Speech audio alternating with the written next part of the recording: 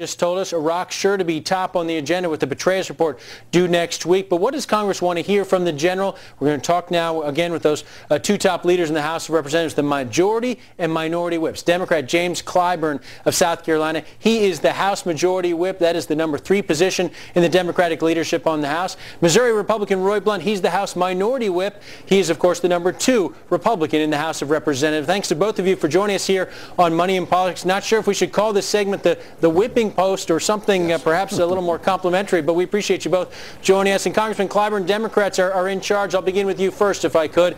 Specifically on Iraq, you've been unable so far to force a change in Iraq policy from this White House. Are you going to try again before the end of the year, and why is this effort going to be any different? Well, we do believe that when the report comes in, we will hold hearings on that report because we have asked for 3 other reports, as you know, in the supplemental. We are going to hold hearings on those 3 reports. We are going to try to develop some consensus, some bipartisan consensus on how we should move forward. We believe that the Petraeus report, as we heard recently, has already been shared with the President, and we are fearful that it'll be more of a White House report than a Petraeus report, and that's why we have asked for these other 2 reports, one of which the GAO has been made public today, indicating that Iraq has failed to meet 15 of the 18 benchmarks. And that's a pretty big number. And we want to really take a look at that to see whether or not we can get our Republican friends on board with some bipartisan responses to all 3 of these reports. You know, let me interrupt you right there, sir. Let me let Congressman Blunt jump in here to see if perhaps we can find some bipartisan middle ground here. Congressman Blunt, you heard the Majority Whip. What do you have to say about the progress in Iraq and the GAO report out today?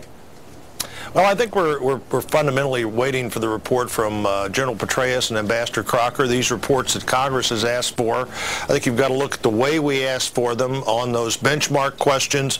If you were 80% there but not 100% there, that was seen as a failing grade. This is not No Child Left Behind, by the way. This is trying to figure out in the real world, as I think, frankly, No Child Left Behind should, in the real world, what really is progress and what's not. I do think that the Petraeus-Crocker report's going to have real impact on our members. I've talked to the President about this. It's not going to be a White House report, and I would hope as Commander-in-Chief he has a good idea of what the situation is in Iraq and know that he does. But I think, like us, he's waiting for the report. We'll see how that report works. Jim Clyburn and I have been to Iraq together. He's a good friend of mine. I'd like to work with him and others to see where we go next. But some of the Democrat leaders said that if this Petraeus report was a positive report, it could create a problem for them. I think the bottom line, Peter, is that, frankly, our members are much more united on the issues we face this fall, from Iraq to spending to taxes to what we do about foreign intelligence, than our friends on the other side are. Congressman Clyburn, let me ask you about that. Is there a middle ground here that you could entertain? For example, some people have suggested perhaps Democrats could support the start of a troop withdrawal, even if it doesn't have a deadline for getting everyone out. Is that something that you and the rest of the House leadership, Democratic leadership, could support? Something Senator Warner's been talking about over on the Senate side. That's quite true, but not just Senator Warner's been talking about that. We've been talking about redeployment all year. The Murtha position way back, the first of the year, had to do with redeployment, and we have always been amenable to that. But remember, the surge was supposed to be employed to create some room, some space, if you please, for the Iraqi government to be able to create a political climate, to do some reconciliation there that will get us on the road to a permanent solution.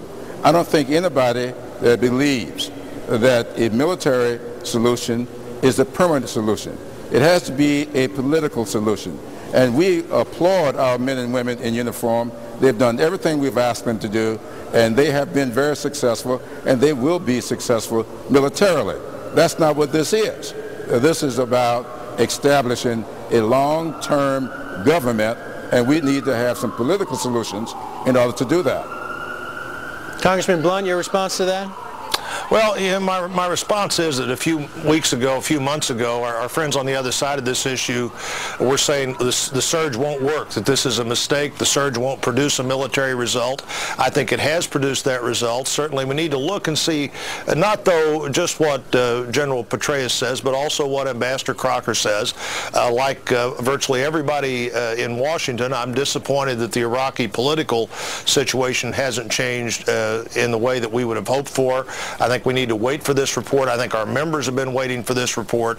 And frankly, in August, the American people showed a willingness to look at the facts on the ground, to then decide what should happen. And I think there's a general understanding that it would be a huge mistake to announce the time we were going to leave and then leave men and women on the ground with our adversaries knowing the day the last American force is going to leave there.